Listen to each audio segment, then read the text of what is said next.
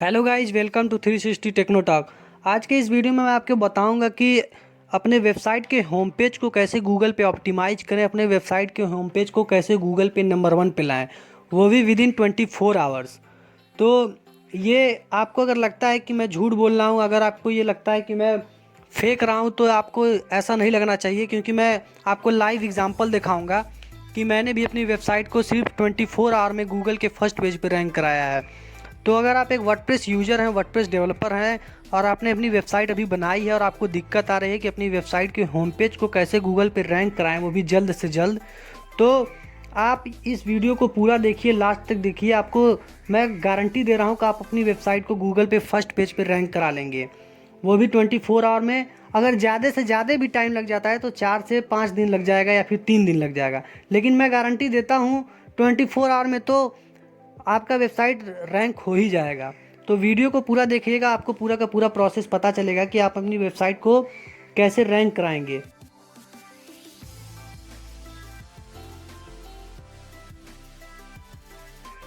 So guys, अगर आप एक वर्डप्रेस यूजर हैं, आप अगर वर्डप्रेस से अपनी वेबसाइट बनाए हैं, तो शायद आप all in one SEO pack plugin का नाम सुने होंगे।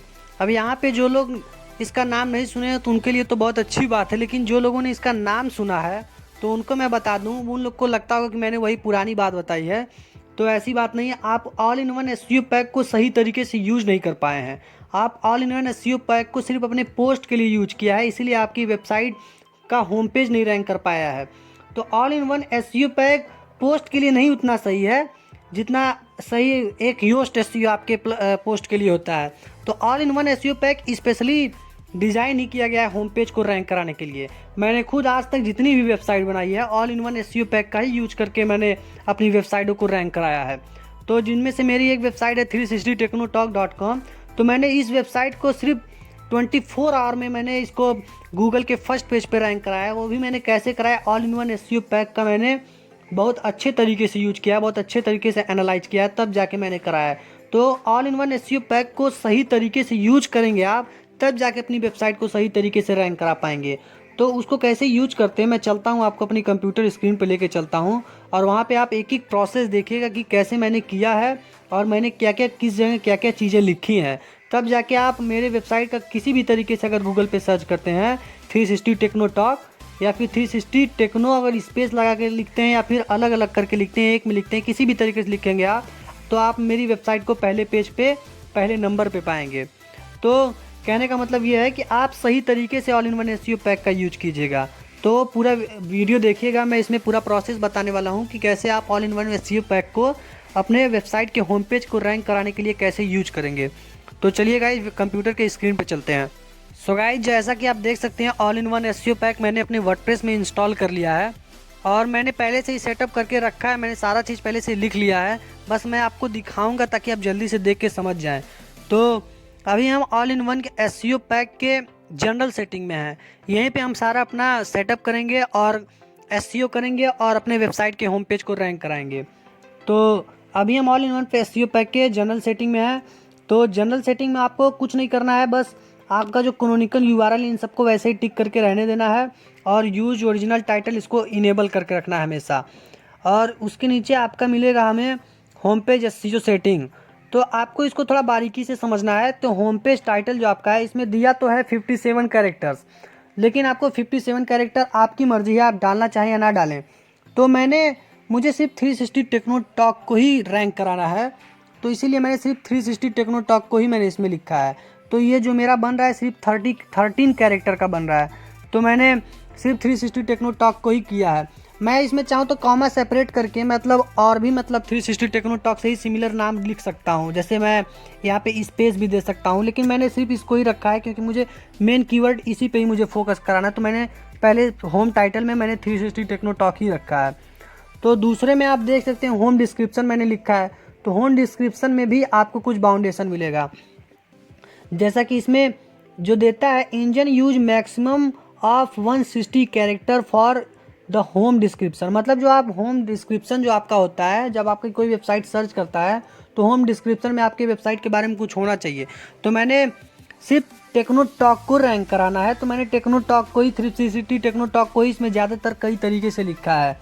तो देख सकते हैं मैंने 360 टेक्नो टॉक लिखा है, 360 टेक्नो स्पेस टॉक लिखा है और उसमें मैंने स्लैश दे के ले लिया है 360 टेक अपडेट। तो मुझे सिर्फ इसी को फोकस कराना है तो मैंने सिर्फ इसी को रखा है।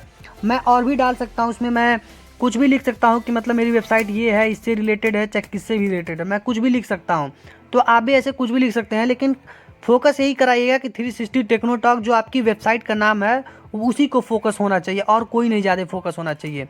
उसके बाद गाइज आप यहाँ आएंगे, जो सबसे मोस्ट इम्पॉर्टेंट चीज़ होता है, यही चीज़ है जो आपके वेबसाइट को मतलब यूजर जिस तरह चाहे उस तरह सर्च करे तो आपकी वेबसाइट पहले नंबर पे आएगी। तो इसको थोड़ा ध्यान से कीजिएगा। जैसे मैं देखिए होम कीवर्ड कामा सेपरेटेड, तो इसमें गाइज आप 360 टेक्नो टॉक मैंने लिखा है, फिर 360 टेक्नो स्पेस टॉक लिखा है, फिर कॉमा लगा के मैंने 360 space techno space talk space, ऐसे करके मैंने जितने भी तरीके से 360 टेक्नो टॉक को लिख सकते हैं मैंने लिखा है।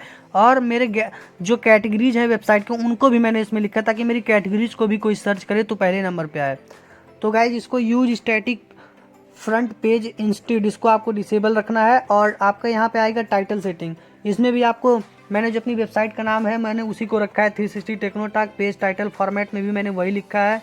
पोस्ट टाइटल में आप यहाँ पे कुछ बदल सकते हैं जो आपकी वेबसाइट से सिमिलर हो या फिर आपकी वेबसाइट से रिलेट करता हो, तो उसको लीजिए और यहाँ पे एक बड़ा सा ये लगा दीजिए, जो इसका मुझे नाम नहीं याद आ रहा है लेकिन मैं इसको स्लैश कह रहा हूँ। तो आप स्लैश लगा के अपनी वेबसाइट का नाम लिख सकते हैं। कैटेगरी में आप कैटेगरी के नाम यहाँ पे कॉमा दे के आप अपनी कैटेगरी के भी नाम लिख सकते हैं, जो कैटेगरी आप बनाए हैं कॉमा दे के, लेकिन ये स्लैश यूज कीजिएगा और अपनी वेबसाइट का नाम वहाँ पे यूज कीजिएगा, जिससे आपकी वेबसाइट का नाम भी वहाँ पे ऑप्टिमाइज होता रहेगा।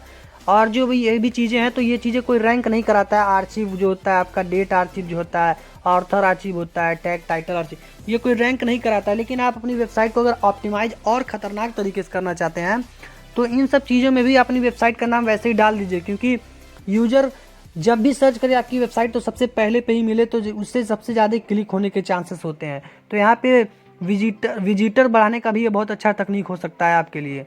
तो गाइज़ ये है आपका टैग टाइटल फॉर्मेट, इसमें भी आपको गाइज अपने वेबसाइट का नाम लिखना है और स्लैश लगा के वेबसाइट का नाम लिखना है। तो गाइज ये सब चीज़ें हैं। और देखिए गाइज 404 टाइटल फॉर्मेट, इसका मतलब ये मान लीजिए आपकी वेबसाइट कभी मेंटेनेंस मोड पे है, मतलब आपकी वेबसाइट कभी कुछ हो गया, आप मेंटेनेंस कर रहे हैं, तो उस समय आपकी वेबसाइट कोई खोलता है तो वहाँ पे लिखता है नथिंग फाउंड 404 एरर हो जाता है। तो वहाँ पे अगर आप शो कराना चाहते हैं तो आप इसमें अपनी वेबसाइट का नाम लिख सकते हैं नथिंग फाउंड फॉर, देखिए मैंने लिखा है 360 टेक्नो टॉक। तो मतलब जब मेरी वेबसाइट मेंटेनेंस मोड पे होगी तो जब कोई सर्च करेगा तो उस समय तो कुछ लिखेगा नहीं, तो बस ये तो दिखाएगा वहाँ पे, ये शो होगा कि मतलब लिखेगा ऐसे nothing found for 360 techno talk. तो यहाँ पे उसको पता चल जाएगा कि मतलब ये वेबसाइट मतलब अभी यहाँ पे कुछ है नहीं या फिर मेंटेनेंस मोड पे है। तो टेक्नो टॉक अभी मतलब मेंटेनेंस मोड पे है, तो इसलिए यहाँ पे कुछ नहीं मिलेगा।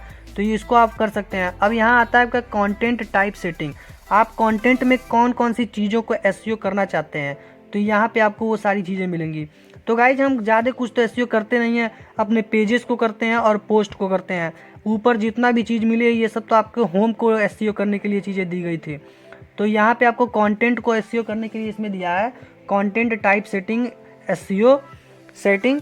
तो आप इसमें अपने पोस्ट को एसईओ कराइए और पेज को एसईओ कराइए। Media attachments, user request, blog, ये सब चीज़ें आप वैसे ही छोड़ दीजिए, इन सबको कोई एसईओ नहीं कराता है, क्योंकि ये सब चीज़ें तो आपके वेबसाइट में है ही नहीं। थोड़ा एडमिन से रिलेटेड ये सब चीज़ें हो जाती हैं, तो इन सबको एसईओ कराना ज़्यादा सही नहीं होता है।